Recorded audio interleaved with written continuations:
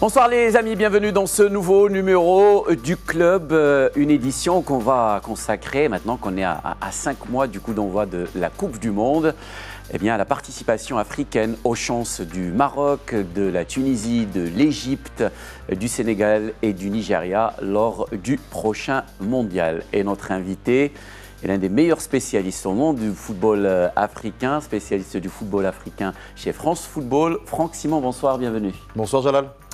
À nos côtés également les meilleurs spécialistes du football africain dans l'émission Le Club, Reda Alali, Amin Rahmouni. Reda, bonsoir. Moi je suis meilleur spécialiste là, tu vois, dans cette zone géographique. Bonsoir les amis. Amin Rahmouni, bonsoir Amin. Bonsoir Jalal, c'est un plaisir d'être là. Je te fais une penaud là. Tu me fais une Hervé Penaud, effectivement, qui était notre invité lors du dernier numéro du club. Franck Simon, spécialiste du football africain, je le disais tout à l'heure, et qui, comme moi, et contrairement à vous, joue au football et joue dans un poste exceptionnel, qui est le gardien de but, avec la spécificité, la responsabilité que donne ce poste de gardien de but. Et je me souviens, il me l'a rappelé d'ailleurs tout à l'heure en arrivant au studio, d'un super match de foot qu'on a joué. Avec Bobby Charlton. Gardien de but, lui, exactement. Et avec qui on a joué? Bobby Charlton, Jalal. Dis le plus haut, s'il te plaît. Pour Messieurs, Sir Bobby Charlton, champion du monde 66 avec l'Angleterre. Exactement. Est-ce que vous avez... Et j'imagine qu'il a dû tacler Jalal violemment. Non, il nous a crié dessus beaucoup. J'étais avant-centre pour ce match-là, et lui, il était le numéro 10, et la fameuse phrase « Bobby give the ball ». Quand même, c'est incroyable. Tu n'as jamais fait, tu n'as jamais joué au football avec Diego Maradona, avec Platini, nous, on a joué. Mais moi, j'ai fait mieux, moi. Oui. J'ai joué avec Jalal Bouzra. Qui a joué avec Bobby Charlton.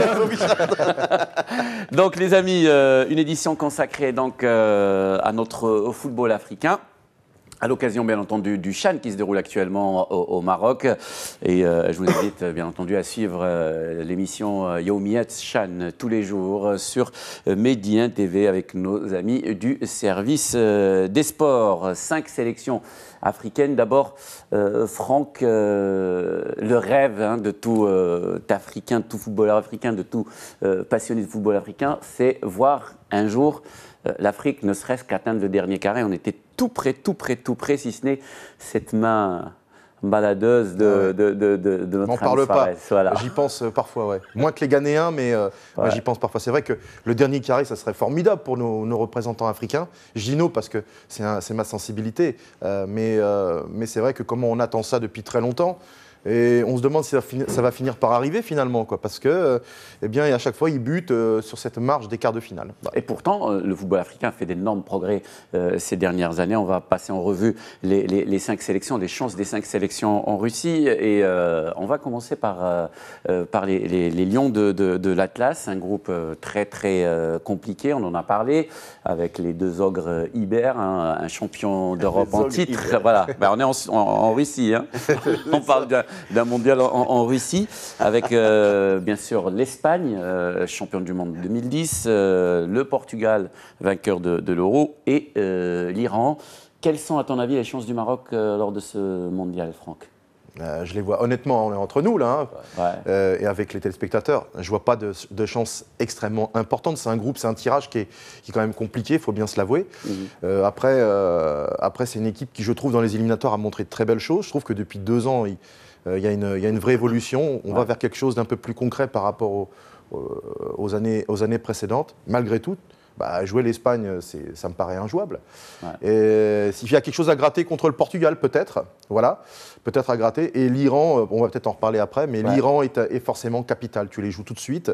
C'est là-dessus que peut-être ça va conditionner, si tu veux, la suite du tableau des Lions de l'Atlas. En tout cas, on en a déjà parlé dans le club, groupe difficile, tout le monde est d'accord là-dessus. Mais peut-être ce qui nous permet de garder un peu d'espoir, c'est le programme de cette sélection marocaine avec crescendo. On commence par l'Iran et c'est le match capital. En fait, on ne joue pas une Coupe du Monde, on joue un match contre l'Iran, Reda. Ouais, on joue un peu une finale pour commencer. Bon, on l'a dit avant le tirage au sort. L'Espagne, dans le chapeau 2, va rendre le groupe où l'Espagne est présente, un groupe horrible, parce qu'il y a une vraie tête de série et une deuxième tête de série qui est accidentellement pas tête de série. Voilà.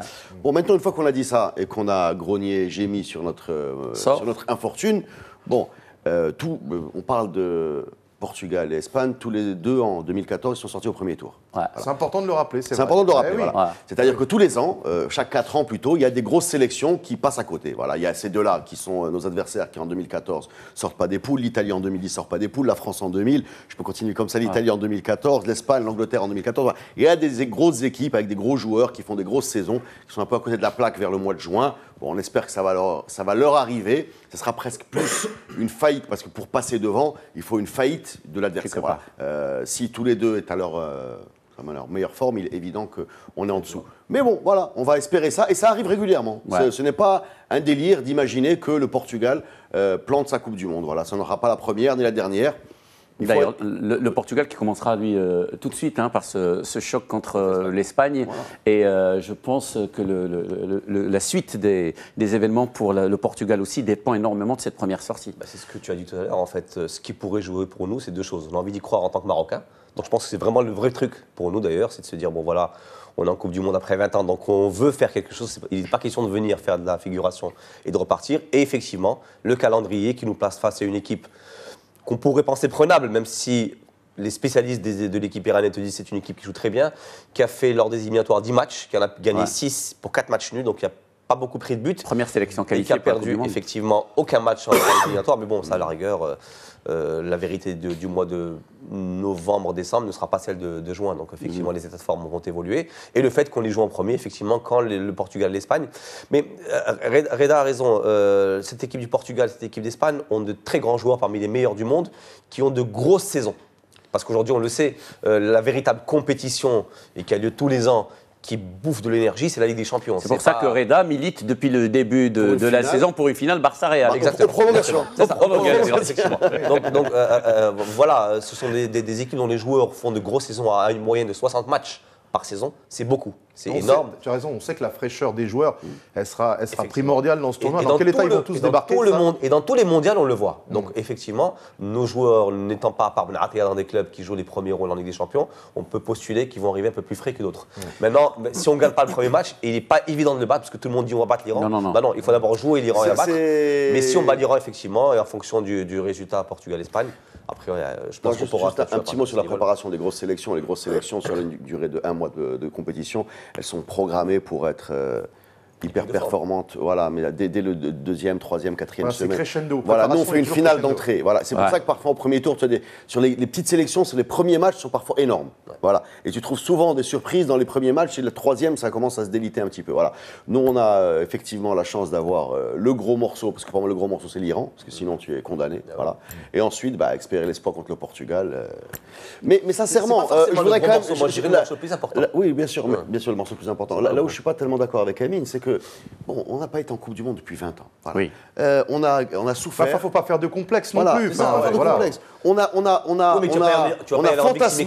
On a joué un peu, quoi. Il y a un an, on s'estimait éliminé. Voilà, on a fantasmé sur des émissions, on parle de nos chances. On a fantasmé sur des tirages au sort où on soit concerné, des matchs amicaux qui nous concernent, voir les spécialistes du foot mondial parler du Maroc. Je ne cherchais pas non plus me contenter de peu, mais quand même on est dans la fête. Profitons-en et faisons des bons matchs. On ne va sûrement pas la gagner. Mais si au moins on peut jouer au foot, ça fera plaisir à tous les Marocains. Voilà. Mais Reda, vous avez un atout. Je ne le dis pas parce qu'il est français. Mais bon, Monsieur Renard, Hervé Renard, c'est pas. C'est lui qui a changé la sélection. Ils se méfient tous de lui. Parce qu'il te tente des coups tactiques, des trucs qui sortent de nulle part. Il est capable de mettre les buts ou qui rentre les arrêter non plus. Alors.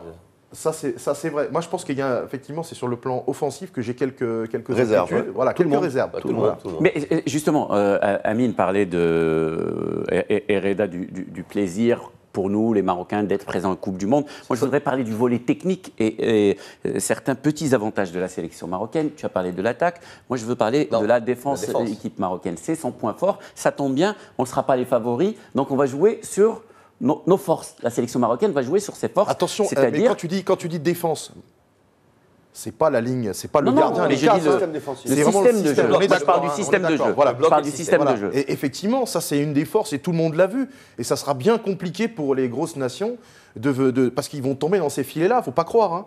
Ils vont s'empêtrer à un moment donné dans ce système-là parce que effectivement c'est très bien coordonné. Et puis quand ils décident de resserrer, on l'a vu quoi, même contre des individualités, on l'a vu notamment contre les Ivoiriens. Et le Gabonais, il touche pas un ballon. C'est ça. C'est-à-dire que si je mets de côté l'Espagne, et malheureusement on est l'Espagne. Et si je mets de côté la Mannschaft allemande, le foot des nations au niveau de la Coupe du Monde a quand même baissé de niveau. Voilà, je parle de niveau technique. Quand on regarde la Ligue des Champions et qu'on bascule sur les matchs internationaux, on est quand même en dessous. Les équipes qui réussissent, des équipes avec des gros blocs défensifs, une ou deux stars en attaque qui font la différence. L'équipe typique de l'Argentine qu'on a vue en 2014. Voilà. Encore une fois, à part ceux qui ont un vrai jeu offensif collectif léché. Malheureusement, il y en a une des deux qui est dans notre groupe, qui s'appelle l'Espagne. Mais globalement, le Maroc, il a le profil de ces équipes-là qu'on va affronter. Je veux dire, on va pas. C'est la dernière. Moi, c'est dans la dernière passe, on va dire, voilà, qu'il y a peut-être il y a ce manque flagrant. Mais après, que le ballon arrive aux abords de la surface, dans la surface, ça ils savent le faire. Et plutôt bien d'ailleurs. Parce qu'il y a des garçons, je trouve, qui se sont reconvertis dans cette équipe. Vous voyez à qui je fais allusion. Un garçon comme moi, je pensais à Belhanda, par exemple. Mais il y en a d'autres. Hein. Ah, tu parles, c'est les grands amis de l'EDA. Mais je trouve que comment ils ont su se reconvertir. Il y a des garçons qui ont une palette technique qui peuvent apporter ces ballons-là. C'est dans la finition, c'est à un moment donné. C'est-à-dire que moi, si je mets le Maroc en perspective, non pas dans son groupe, mais dans la Coupe du Monde, je constate, parce que j'ai beaucoup regardé les éliminatoires, que ce soit africaines ou européennes, qu'on a des équipes qui ont le même profil. C'est ça les équipes qui réussissent. C'est-à-dire que quand tu regardes le Danemark. Ça, c'est la globalisation, c'est ce que tu disais tout de suite. Quand tu regardes la Suède, c'est pareil, c'est un bloc. C'est un bloc qu'ils ont dans l'Italie. C'est la Suède sans Zlatan. Et c'est des équipes toutes capables de basculer d'attaque-défense très vite. C'est-à-dire de se projeter vers l'avant dès l'interception. Autrement, c'est le gros filet, le gros bloc que tu n'arrives pas à bouger et aller très vite vers l'avant. Elles se ressemblent. On est dans cette logique-là. Après, il y a du talent offensif qui peut faire défaut par rapport à nos adversaires. Mais globalement, on va être dans la fête, quoi. On va être dans la fête. Mais moi, je trouve que c'est là où l'apport de Renard est intéressant. C'est d'avoir justement globalisé cette équipe nationale marocaine. C'est-à-dire qu'aujourd'hui, nous sommes véritablement. C'est-à-dire qu'aujourd'hui, tu enlèves les noms, peut-être le maillot, tu vois jouer cette équipe marocaine avec le talent, on va dire, moyen plus qu'on a devant. Il a misé sur ses forces. Il a misé sur ses forces, mais qui sont des forces aujourd'hui communes dans les coupes du communes. monde. Le football aujourd'hui, c'est comme ça. Faute de mieux. C'est ça, 4-6 équipes, Brésil, Allemagne, Espagne, effectivement, France. Voilà, France aussi. Même France. Ça joue bien. Mais c'est un pragmatique. Ah bien sûr. Et c'est là où c'est la chance aussi quelque part que vous avez de pouvoir avoir quelqu'un comme lui, c'est que c'est un pragmatique. Il a toujours été. Vous regardez ce qu'il a fait avec la Zambie, vous regardez ce qu'il a fait avec la Côte d'Ivoire. Il a beau avoir des atouts offensifs qui nous paraissent quand même à la base plus importants que ceux du Maroc, quand vous les comparez. Mais c'était une équipe super réaliste, super pragmatique. Hein. Il ne faisait pas des 3-0 avec. Hein. Et tu parlais du volet technique. Sur la Coupe du Monde, la spécificité, en même temps que je constate, et tout le monde le constate, une diminution du niveau technique par rapport à l'intensité, à la qualité du spectacle, comparaison Ligue des Champions, elle est cruelle pour cette compétition. En même temps, tu as beaucoup plus d'émotions, beaucoup plus de passion, et l'investissement personnel des joueurs est déterminant. Ce qui n'est pas naturel dans toutes les sélections. Justement, investissement, pourquoi au Reda? Parce que c'est des joueurs sur la fin de leur parcours, et c'est des joueurs revanchards. Parce que comme tu as dit tout à l'heure, 20 ans qu'on n'a pas participé à la Coupe du Monde, forcement ils sont revanchards. Quand tu vois par exemple, c'est une occasion en or pour quelqu'un comme Bark Bossofa, comme Mehdi Ben Attia, comme plein d'autres qui participent à la Coupe du Monde. Voilà. Oui. C'est-à-dire qu'aujourd'hui, tu peux parler d'esprit de revanche quand tu es sur une qualif de CAN ou même sur une CAN où certaines équipes effectivement sont habituées à la jouer tout le temps. Mais aujourd'hui, toutes les équipes qui seront en Coupe du Monde se donneront à 400%. Non, pas parce que, je te promets, excuse-moi, Amine. Je connais aucun. J'étais au Brésil. J'étais au Brésil. Il y a des équipes qui font l'impasse. Ouais, non, pas l'impasse. Mais quand tu regardes le Chili, quand tu regardes la Colombie, quand tu regardes l'Uruguay, quand tu regardes avec la grinta avec laquelle. Non, mais sérieusement. Mais eux, c'est comme un sournois de Ramadan. C'est la même grinta. C'est le match de leur. Je dis pas que les Hollandais qui sont arrivés en demi-finale ou que les Espagnols sont un peu décontractés, mais les Espagnols, ils ont passé l'année à confiance en eux aussi. Les Espagnols et d'autres. Je te promets qu'il se passe quelque chose. Technique, c'est pas joueur. La Coupe du Monde, en fait, c'est le plus beau plateau. C'est un Graal dont tu puisses rêver. Oui. Regardez ce qui s'est passé avec vos voisins algériens ces dernières années. Ouais. Les garçons, mais je vous le dis ici, on voit bien qu'ils font l'impasse sur la Coupe d'Afrique des Nations. Ouais. J'ai jamais vu les Lions de l'Atlas faire l'impasse ou les Tunisiens faire l'impasse sur la Coupe d'Afrique des Nations. Ah ben si. C'est dans les années 90. Dans les années 90, c'était un peu ça. C'était l'Égypte qui a fait ça en 90, c'est la dernière fois qu'ils l'ont fait. Mais normalement, la Coupe d'Afrique des Nations, on la joue autant, tu vois. La Coupe du Monde, les Algériens, il n'y a que ça. La Coupe d'Afrique, ils ne s'intéressent pas. Nous, la CAN, on ne peut pas se permettre d'en faire l'impasse parce qu'on n'a pas été tant que ça en CAN. Et les fois où on a été, on n'a pas été brillant. La CAN, on la gagne une fois. En 2004, il y a eu un beau parcours. Voilà, on fait une finale.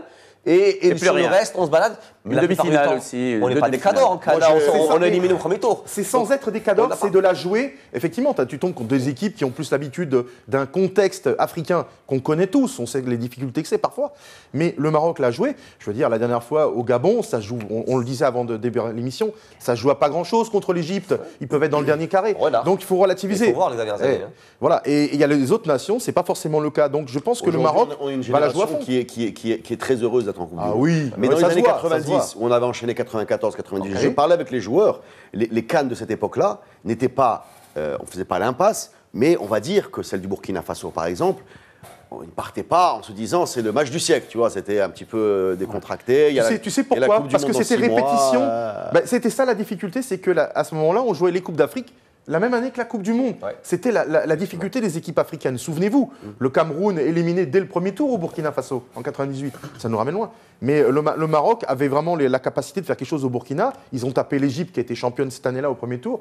But de Hagi, là, le Hagi, fameux. elle a retourné. Donc en fait, c'était la difficulté. Aujourd'hui, tu as une Coupe d'Afrique des Nations qui vient 1 an et demi avant la. Mais là, on est en train de. Effectivement, quand voilà, ça on compte, a les ça paires, c'est compte. pas évident. On est en train de tourner autour d'une question. Oui. Justement, je vous la posais en tant que spécialiste du foot africain, tu regardes sûrement plus de matchs que nous. Moi, l'impression que j'ai, c'est qu'il y a deux compétitions. Il y a les éliminatoires. Et les éliminatoires où tu as vraiment un type de jeu, un type de match, un type de joueur dont tu as besoin, un type de combat, où très souvent les stars ne s'illustrent pas. C'est vrai. Moi, je ne me rappelle pas d'un triplé de Eto'o ou d'un festival de Drogba. Voilà. Et après, tu as la phase finale. La phase finale qui est très différente, qui dépend de la préparation, de la mobilisation. Alors, le mauvais exemple, c'est Cameroun 2014 qui arrive dans un état de décomposition et qui fait ce match affreux contre la Croatie. Voilà. Mais tu as d'autres équipes qui arrivent, qui sont super bien. Le Nigeria, pour moi, en 2014 contre la France, on n'était pas loin. L'Allemagne contre l'Algérie, gros Absolument. match. Voilà, c'est Ouais, deux huitièmes qui nous ont marqués. Mais comment se fait-il qu'on ait l'impression qu'il y a presque deux sports? Voilà. On va faire la qualification. Tout le monde galère, on ne voit pas de stars. Vous avez répondu à la question déjà. Tu as répondu à la question. Tu as répondu à la question. C'est-à-dire que la phase éliminatoire, qu'est-ce qui se passe? Les gars, ils prennent l'avion. Ils choisissent les matchs déjà. Bah ouais, non, mais tu prends l'avion pour rejoindre ton pays, pour faire un match. Des fois, tu rejoins le pays, mais des fois, tu vas directement chez l'adversaire. Tu es dans ton propre championnat si tu es joueur expatrié. Tu arrives dans des conditions, c'est pas toujours facile. Tu peux être un petit peu blessé, un peu fatigué, etc. Est-ce que tu vas jouer une mi-temps, une heure, on ne sait pas. Et ça, c'est le problème parce que les éliminatoires sont étalés sur combien des fois? Un an et demi. Phase finale, tu te prépares parce que même si tu arrives fatigué en mai. Et dans d'autres conditions. Et dans d'autres conditions, tu sais que tu vas te regrouper à la maison, tu vas te préparer, il y a le coach qui va te prendre, tu vas voir les kinés, tu vas voir tes médecins, tout ça. Ça compte. Et la préparation du Coupe du Monde, c'est autre chose. Mais là, juste une phrase par rapport à ça. On parlait de l'état d'esprit africain à ce niveau-là. On a quand même un Zlatan qui a boycotté les éliminatoires et qui revient juste pour la phase finale. Il n'a pas boycotté. Il Ah a bah, arrêté il est un sa peu blessé, carrière. Mais il boycotte un petit peu, blessé avec Manchester quand il se blesse. Mais voilà, c'est un monsieur qui arrête. Mais par contre, quand il va en Coupe du Monde, il veut bien revenir. Donc lui, il a poussé. Ça a été le cas aussi d'un autre grand joueur, c'est Zinedine Zidane, aussi avant la Coupe du Monde de 2006. Je reviens à cette Coupe du Monde 2018 et à la sélection marocaine. Donc la bonne nouvelle, on a dit, c'est de commencer par l'adversaire direct en vue de cette qualification. Donc commencer tout de suite par une finale face à la sélection iranienne. Qu'est-ce qu'on connaît du football iranien? D'abord, c'est Carlos Queiroz. Carlos Queiroz, l'Africain, voilà, né au Mozambique. Et il est qui a entraîné plusieurs, etc. voilà exactement, et notamment le Real Madrid, le Portugal qui connaît très bien Et d'ailleurs surtout le citoyen football du libéré, monde. citoyen du monde, Citoyen du exactement. monde, il parle 5 ou 6 langues, hein, Carlos. Quelqu'un, il parle super bien français. Je l'ai rencontré à Moscou et l'ai interviewé. Carlos Queiroz. On l'avait vu au Mali. Et on l'avait vu exactement L'adversaire du également. Maroc à la CAN 2002. Ouais. Et Carlos Queiroz qui lui reste très très confiant. Je sais pas, il nous réserve une petite surprise lors de cette Coupe du Monde face à une sélection iranienne. Amine a parlé un petit peu de son parcours. Moi, j'ai vu un seul match de cette sélection. C'est vif, c'est rapide, c'est frais. Ouais. Moi, je suis impressionné par ce football-là, le football iranien, le football de club, de grands moyens, de grandes. Quand vous allez au stade Azadi de Téhéran, j'ai eu l'occasion d'y aller il y a quelques années. C'est assez impressionnant, quoi. C'est vraiment un pays de ballon. Ils ont des joueurs qui s'exportent un petit peu, évidemment, dans certains pays du Golfe, mais aussi en Europe. Il y a une communauté en Allemagne, etc. C'est une équipe qui est habituée à jouer à la Coupe du Monde depuis, je crois, 78 d'ailleurs. Ouais. Hein. Et eux aussi, ils ont ça dans leur ADN. Ils aiment jouer la Coupe du Monde, ils sont très motivés. Ils ont envie d'être un peu les empêcheurs de tourner en roue. Tu te doutes bien qu'ils ont envie de jouer un tour, un peu comme le Maroc certainement, en se disant on arrive décomplexé. De toute façon, on ne nous attend pas. Si on peut embêter les deux puissances européennes, on va le faire. Sauf que le problème, il se joue dès le premier match. Donc c'est là où il peut y avoir de la casse.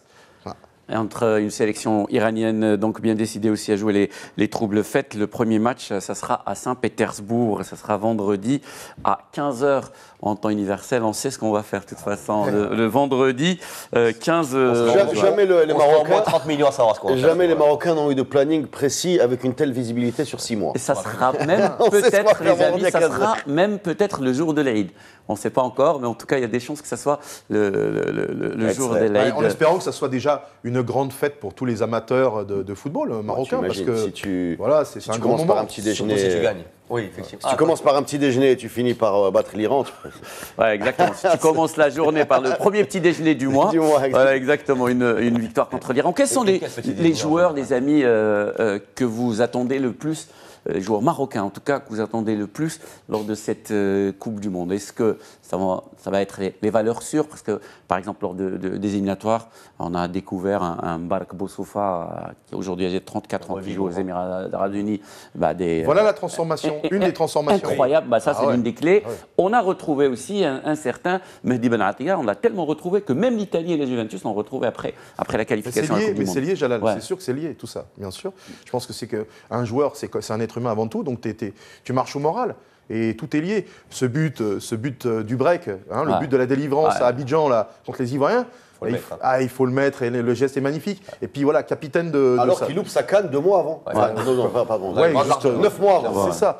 Mais c'est vrai que c'est impressionnant. À France Football, on a le trophée là, du meilleur joueur maghrébin qui lui était attribué. Alors après, c'est par les internautes, certes, mais je trouve que c'est totalement mérité. Totalement mérité.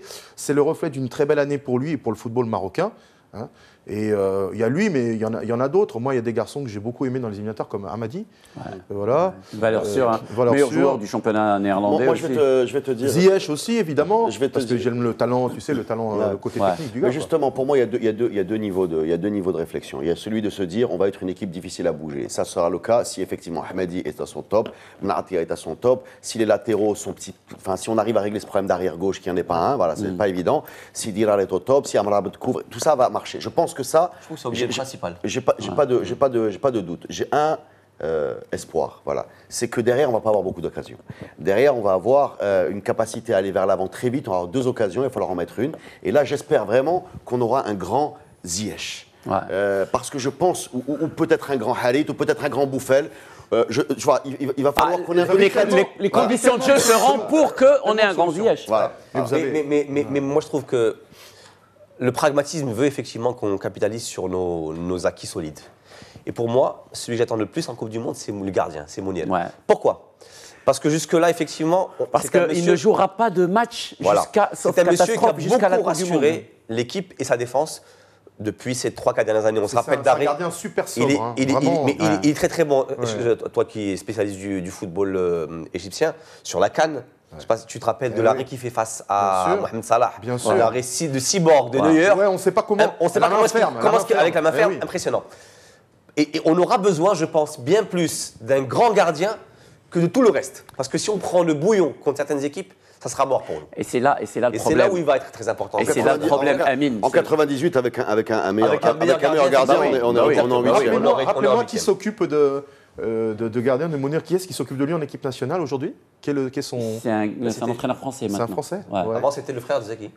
Et avant, c'était Khalid Fouhami. C'est Khalid Fouhami qui l'avait. Donc ça veut dire, Fouhami, bien sûr, le chercher. Mais le problème, et maintenant c'est là on pose la question, parce que effectivement, on a parlé d'Enyama, le gardien avant le début de l'émission, le gardien du Nigeria. La spécificité de ce poste aujourd'hui, Mounir, il joue que les matchs de Coupe d'Espagne et Numancia a été éliminé par le Real Madrid, sauf blessure du gardien titulaire.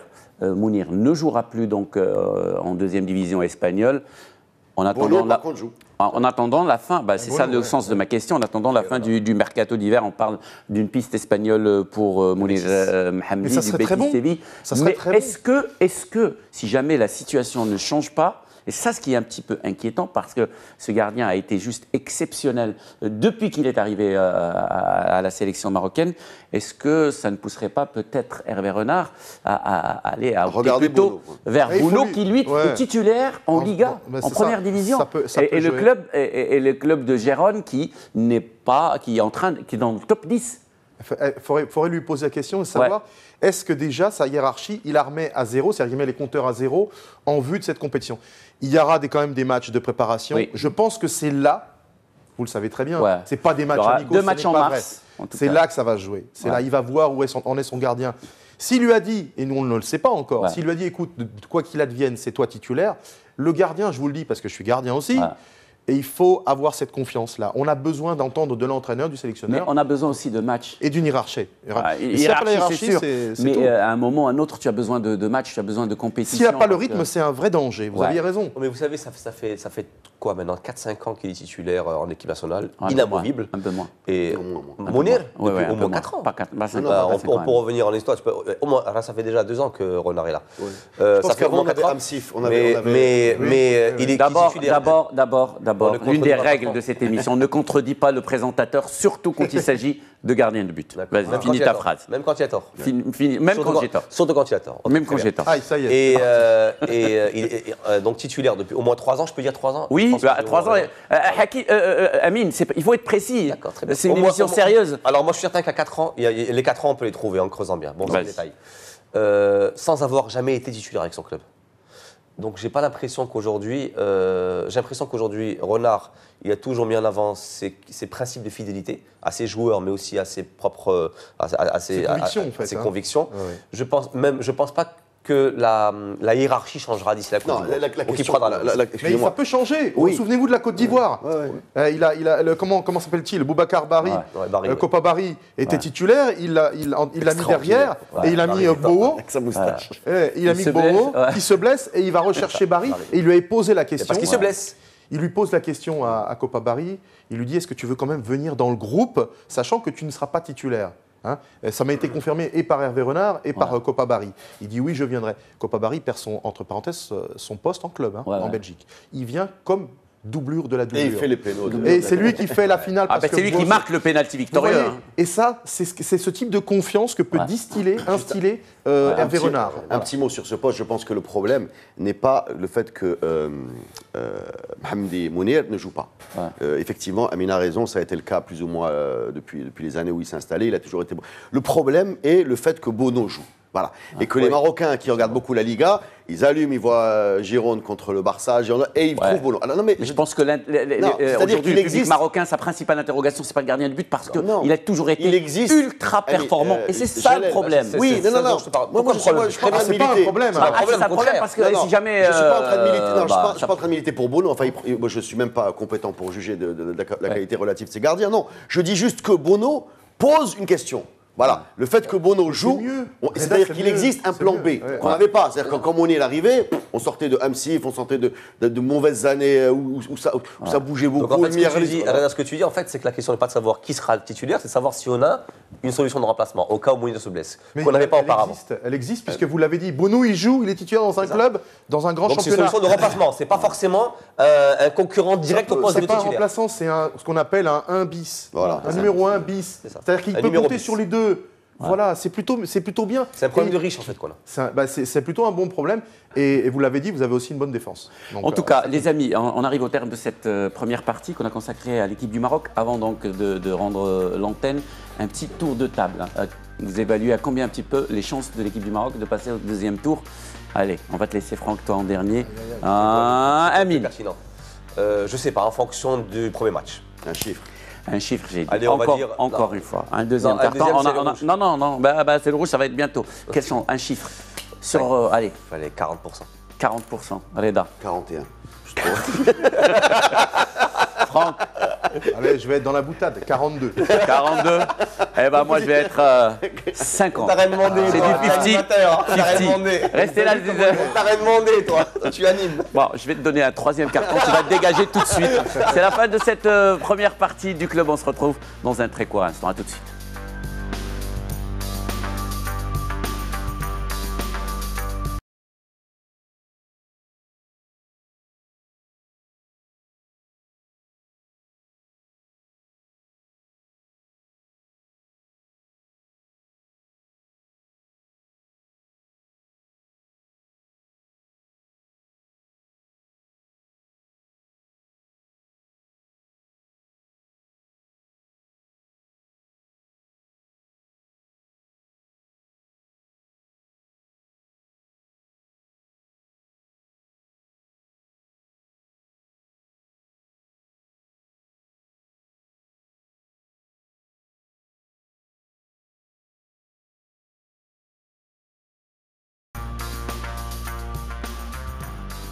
Rebonsoir, bienvenue les amis dans cette seconde partie du club. Franck Simon, rebonsoir. Bonsoir Jalal.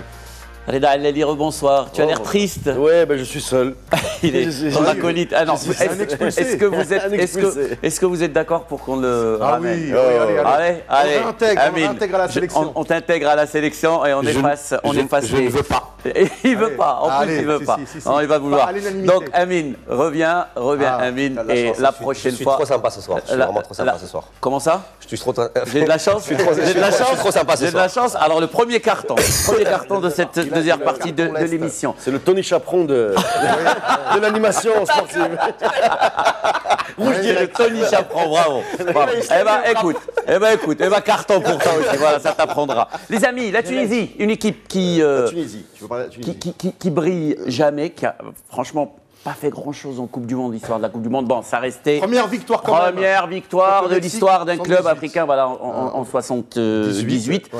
Finalement, pour en avoir discuté même avec Nabil Mahloul, je lui dis, bizarrement, on n'attend pas grand-chose des Aigles de Carthage en Coupe du Monde. Ouais, pourquoi? Parce que ça ronronne à chaque fois. Et puis bon, là, quand on regarde le tirage, eux aussi, ça paraît compliqué. Ouais, rappelons-le.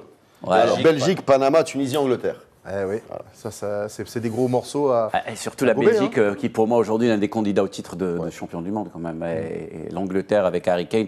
Et surtout que cette sélection tunisienne, parce que comme tu disais Reda, plein de sélections restent sur le carreau, plein de favoris. Elle est sauvée des eaux cette équipe, parce que quand tu vois la RDC, la République démocratique du Congo de Florent Ibenge, ça se joue à pas grand-chose. Ils trouvent eux aussi les ressources morales lors du fameux match retour à Kinshasa où Exactement. ils sont menés 2-0. Ils sont menés 2-0. Pour moi, justement, la Tunisie, c'est l'inverse de ce qu'on disait tout à l'heure. C'est-à-dire c'est une équipe qui est spécialiste en éliminatoire.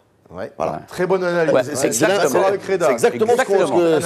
C'est-à-dire que, je sais pas, ils s'en sortent, parfois c'est sur tapis vert, parfois c'est des matchs incroyables. Une rigueur, ils arrivent à sortir des résultats de l'extérieur, ce qui est très rare en Afrique. Ouais. Voilà. Il y a un côté également administratif dont qu'on brocarde souvent en rigolant, mais et l'inverse, quoi. Donc, en juin, bon, c'est... En plus, et contrairement à la sélection marocaine, la sélection tunisienne sera dès le début dans le dur. Alors, l'Angleterre est juste après la Belgique. Ils se connaissent avec l'Angleterre. Sur le Vieux-Port. Voilà, exactement. Oui. J'ai vu ce match, c'était à Marseille, au stade Vélodrome.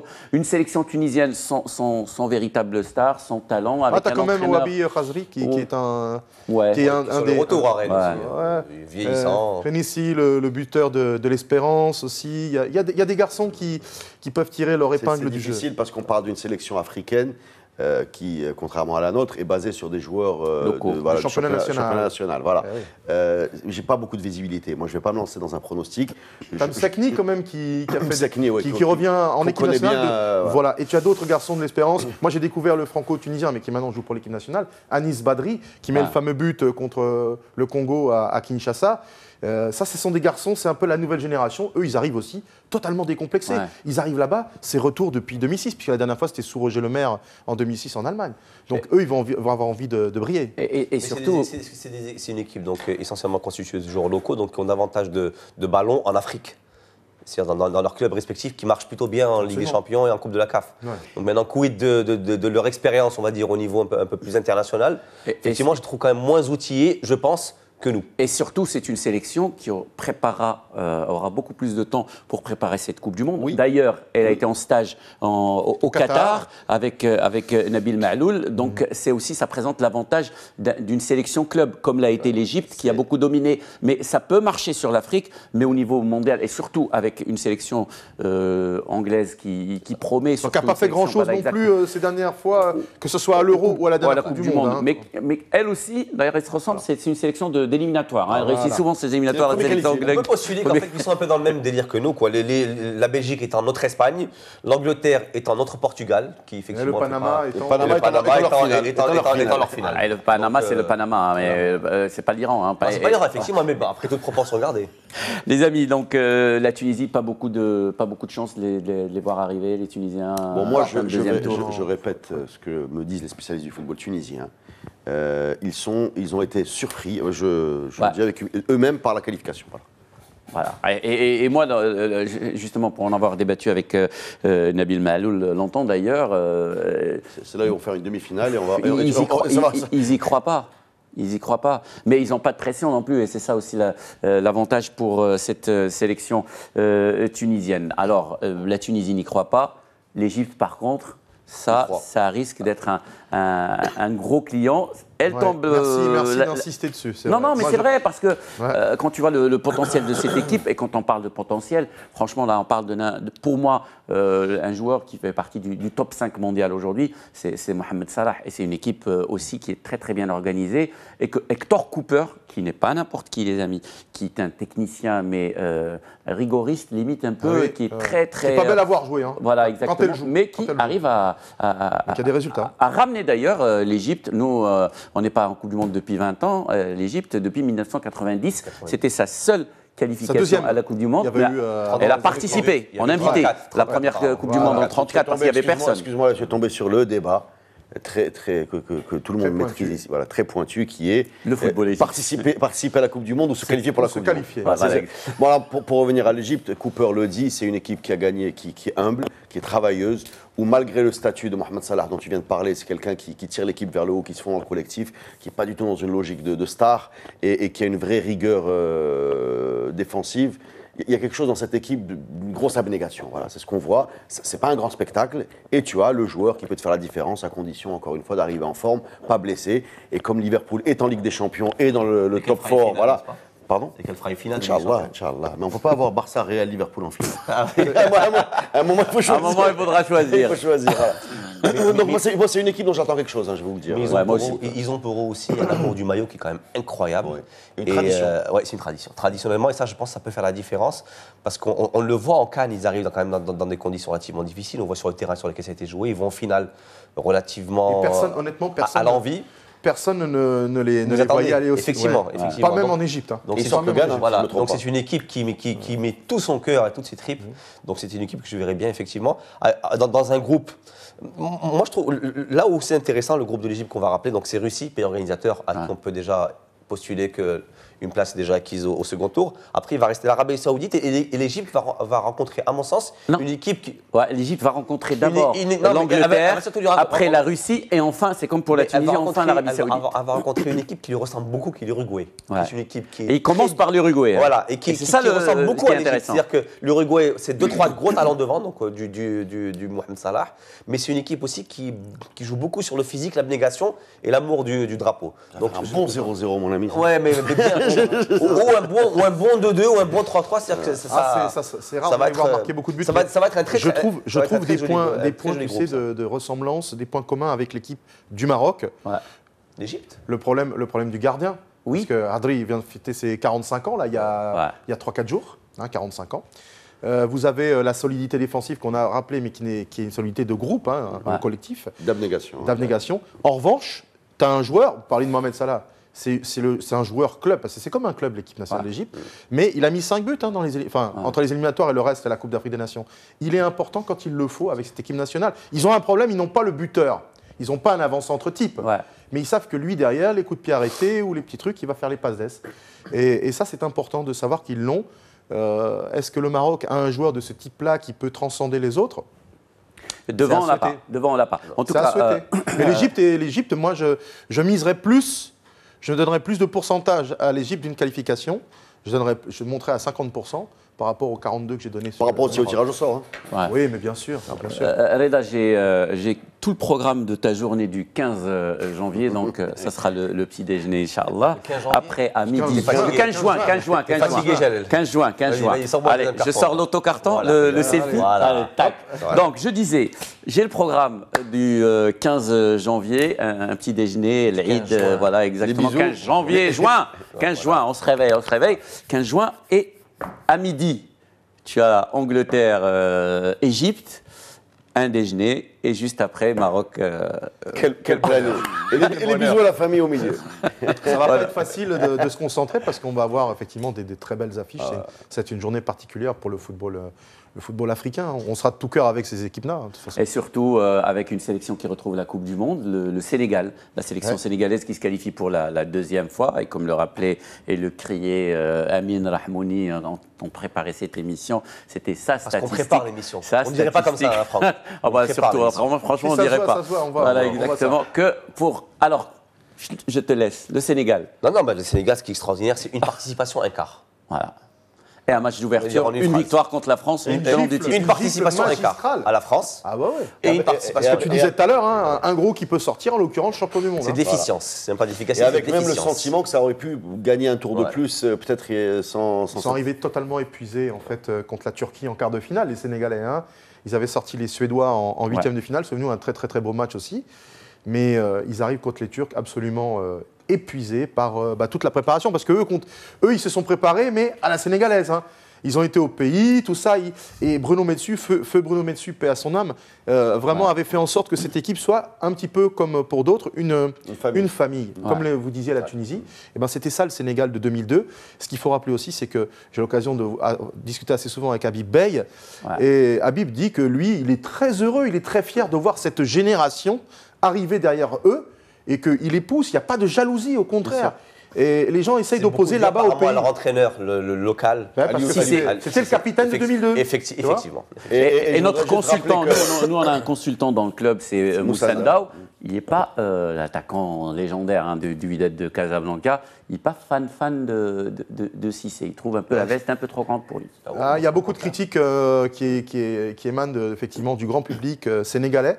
Mais ça reste quand même quelqu'un qui... Lui aussi, c'est un super pragmatique, Aliou Cissé. Mais une défense intraitable. Et puis, il a une palette de joueurs offensifs qui lui permettent de rêver, de faire quelque chose. Le tirage au sort, on ne l'a pas encore dit, mais leur a donné quand même des adversaires plutôt costauds. La Colombie, c'est quand même le gros morceau. Tu as la Pologne et tu as le Japon. Moi, j'ai quand même l'impression que c'est quand même le groupe le plus abordable de tous les pays africains. Quoi. Oui. Ouais. Mais t'as parce quand même franchement, la Pologne, bon, effectivement. Mais moi, je me méfie toujours du Japon parce que le Japon, ils arrivent bien contre les équipes africaines. Oui, mais ils sortent rarement des poules quand même. Moi, je voulais juste signaler deux choses, puisqu'on a parlé de la génération 2002 qui a fait la seule Coupe du Monde. Elle élimine un Maroc le dernier jour dans un match à Dakar, 1-0 sur un but de Hajdiou, voilà.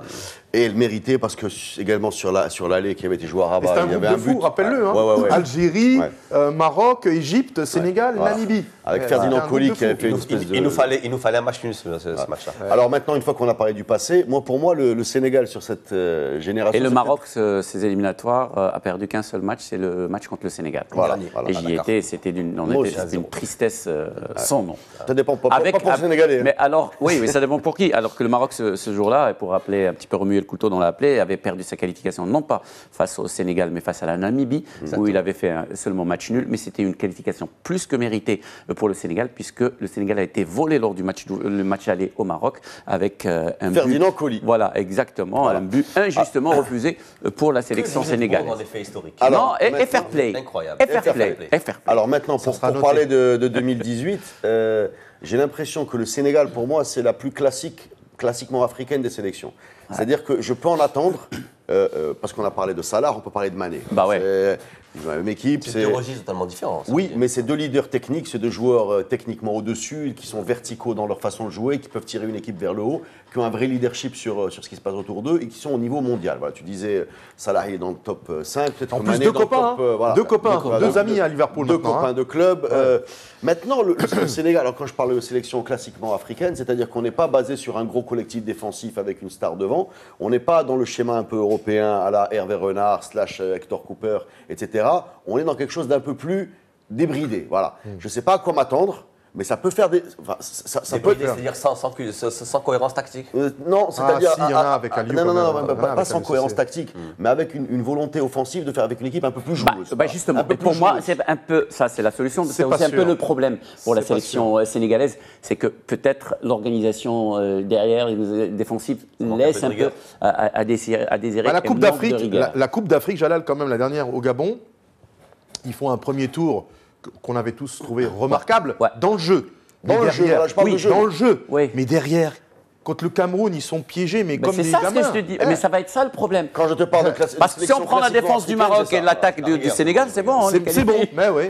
C'est ce que je dis en termes de sélection classiquement africaine, c'est-à-dire qu'avec une vraie capacité à se projeter vers l'avant, il y a une certaine fantaisie. Il n'y en a pas beaucoup aujourd'hui en Afrique de fantaisie. Et cette équipe-là, après, effectivement, derrière, ça peut prendre le bouillon à n'importe quel moment. Moi, je pense que c'est des choses qu'on peut régler. C'est plus facile d'avoir un jeu offensif un peu léché et de visser le derrière que le contraire, parce que quand tu n'as pas le talent devant, tu l'as pas. Mais je trouve qu'ils vont manquer d'entraîneur, c'est que tu peux mettre les meilleurs systèmes du monde, après les joueurs bougent. Ils vont manquer d'expérience, ces Sénégalais, même si certains jouent dans des clubs européens quand même de qualité. Mais ils vont manquer d'expérience. Non. C'est l'expérience de ces grands rendez-vous. Parce que bon, pour la plupart, ils ont fait surtout la CAN 2017. Quoi. Un peu 2015. À part le Nigeria, c'est le cas pour tous les pays africains. La Tunisie, pas pareil. La Tunisie, bon, c'est ce qu'on disait, ils sont aujourd'hui dans des clubs tunisiens qui jouent davantage les compétitions. Non, c'est une question qui me. L'expérience, c'est ce qui nous manque à tous finalement. Parce que nos participations aux mondiaux sont sporadiques. Donc on a à part la Côte d'Ivoire effectivement qui était là tout le temps. Bon, elle sera pas ces dernières années, parce qu'effectivement, la plupart du temps, mais et les Nigériens dans un rapidement, parce qu'on va parler du Nigeria rapidement. Non, c'est une vraie question. Est-ce que l'expérience est liée aux joueurs, c'est-à-dire à ce moment-là, il y a quasiment ou est-ce que l'expérience est une espèce de chose collective où on parle de culture de l'équipe ou d'ADN de l'équipe, et à ce moment-là, l'Égypte là sur les CAN, et tu as l'impression que ça se transmet, que les joueurs peuvent emmener 11 autres. Ils jouent avec le Sénégal. Voilà. Pas avec le Sénégal. Le Sénégal, non, voilà. C'est bien très belle thématique à laquelle on va consacrer une émission, parce que là, il reste que 5 petites minutes, mon cher Reda Aleli. Ne nous lance pas un énorme débat philosophique. Le Nigeria. Le rescapé de 2014, 8e de finaliste, contre les Français d'ailleurs. Avec un rouge qu'on aurait pu donner sur l'agression d'Onazi. C'est juste mon opinion, si vous permettttez. Le coup de Matuidi qui agresse Onazi, qui agresse Onazi, qui change complètement la tête du match. C'est pour ça qu'on a beaucoup de mal à se contenter d'analyser les performances de sélection africaine sur les purs quarts de finale, demi-finale, 8. Il y a une question de tirage au sort. L'Algérie tombe sur l'Allemagne, elle fait un super match. Mais de toute façon, le Nigeria fait un match où il se défend bien contre la France. Ça aurait pu passer un tour de plus. Mais le tirage au sort, ça ne veut rien dire pour le Nigeria, parce qu'à chaque fois il y a un tirage au sort, à chaque fois qu'il y a l'Argentine, c'est l'Argentine. À chaque fois qu'il tombe dessus, à chaque fois. On le disait tout à l'heure, 94, il y a eu 2002, 2010, la finale Jeux Olympiques 96. Donc voilà, un match amical il y a 2 mois. Belle histoire d'amour. Juste avant le tirage au sort. Mais là, pour rebondir un peu sur ce que disait Reda, pour le coup, il y a quand même dans l'ADN des Super Eagles, de Gernot Rohr, il y a cette expérience de jouer les Coupes du Monde. Ça va compter. Et je mise beaucoup plus sur eux, même si c'est un ensemble plutôt jeune, que sur d'autres sélections africaines. D'accord, donc c'est ton favori pour... Disons que nous, quand on discute un peu... Vu de chez nous, ils n'ont pas des équipes faciles dans le groupe. On le rappelle, Argentine, Islande, Croatie, Nigeria. Ils ont quand même l'Argentine qui est l'épouvantail. Et l'Islande qui est très difficile à bouger, on l'a vu sur l'Euro. Et la Croatie avec des joueurs incroyables. Ça joue vraiment ballon. Donc à la rigueur, je pense que si on doit encore aller dans le jeu des pronostics, je pense qu'en termes de pourcentage... Les Ahmed Moussa, les Victor Moses, les Iwobi, etc. Il y a beaucoup de joueurs. Gernot Rohr a totalement relooké cette équipe, rajeuni. Il y a la question du gardien de but. Enyama ou pas, un autre gardien, ça peut être une des clés. Juste pour l'une des questions aussi. Il a parlé de la Croatie, juste pour signaler que la Croatie est dans une espèce de tempête horrible autour de ses dirigeants. Enfin, c'est pas une équipe qui va arriver la tête reposée. Justement, je voudrais parler de football et de dirigeants et de gestion de ces avant-Coupe du Monde. Ça a toujours été problématique et on va terminer par ça. Il reste 2 petites minutes à passer ensemble. Est-ce que tu penses, Franck, que les sélections africaines, surtout celles qui ont eu des problèmes pareils, je parle du Ghana lors de la dernière édition, du Cameroun, du Nigeria, etc. Est-ce que ces sélections africaines, et il y a déjà le problème, parce qu'on en a parlé avec Gernot Rohr, c'est pas encore réglé, lui son rêve, son souhait, c'est de gérer cette question de prime, mais bien avant le début du stage. Et c'est jamais le cas. Et c'est ce qui empoisonne la préparation et du coup la participation de certaines sélections africaines au mondial. Clairement, c'est sûr que ça handicape ces formations-là, parce qu'il y a toujours ça en tête. Quand tu penses à ces aspects-là, sur la préparation, sur le bien-être des joueurs, etc., les gars, ils y pensent, ils sont dans leur club, ils disent mais comment ça va se passer pour nous, on va voyager comment, on va aller où, on va jouer qui, et puis surtout ce à quoi ils peuvent prétendre. Est-ce que ça se rappelle de ces images, mais vraiment pas très. Toi qui suis beaucoup ça au niveau, est-ce que tu ne trouves pas ça parfois indécent? Honnêtement, quand tu es une équipe africaine... le Ghana, c'était indécent. Tu te rappelles de ces images, c'est ce que je voulais dire. Un avion qui arrive avec des valises remplies d'argent, mais c'est narcos. On n'a que 5 places, effectivement, que tu es multimillionnaire, parce que la plupart jouent dans de très grands clubs européens, de venir chipoter sur... Non, Amine, non.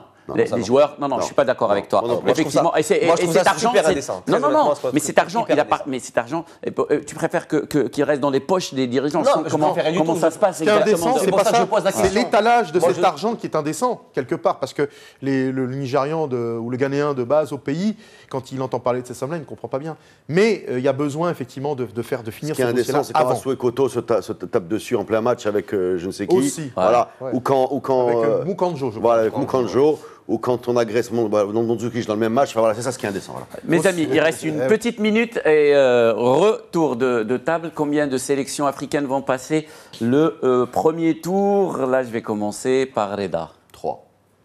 3 sélections africaines? Oui, monsieur. Lesquelles alors? Le Maroc, Oui. le Nigeria Ouais. et l'Égypte. Amine. Et voilà. Je dirais Maroc, effectivement, parce qu'il faut bien rêver, effectivement. Je ne vois pas Maroc-Nigeria 2. Maroc, Nigeria. Franck. Je vais prendre je vais la grosse cote, 4. À 4 sélections Ouais. africaines? Mais je vois pas la Tunisie. Voilà. Ouais, Tout le monde moi, Je vois pas la Tunisie. Le Maroc, sur pas grand-chose. C'est vrai que le Sénégal, son groupe est prenable, effectivement. Moi, je dirais. Mais quand même le Sénégal, C'est la quand même. Tunisie. Bon, Juste pour vous contredire. Non, le Maroc et le Sénégal. Non, j'ai dit une, c'est la Tunisie. Le Maroc et le Allez, on Sénégal. joue pour 4, Merci beaucoup, Franck. Merci à vous, les Simon, journaliste spécialiste du football africain à France Football, entre autres. Merci, Amine Rahmouni. Je me rappellerai ton traitement. Le rescapé. Tu auras la moitié du salaire pour ce mois-ci, puisque tu as travaillé. Tu t'enfonces, continue. Exactement. Tu me regretteras bien. Reda Alali, merci beaucoup. Salut les amis. On se retrouve tous ensemble mardi prochain. Mes remerciements à toute l'équipe technique, à notre réalisateur pour la première fois. C'est quel honneur, El Haj Mohamed Baili, que tu ne remercies pas exactement, qui m'a demandé de te mettre dehors. Ça s'appelle pour être logique. Non, comment on dit dans le langage télévisuel? J'ai oublié. Pour être raccord, de carton, c'est Zanka, la rue. Ciao les amis.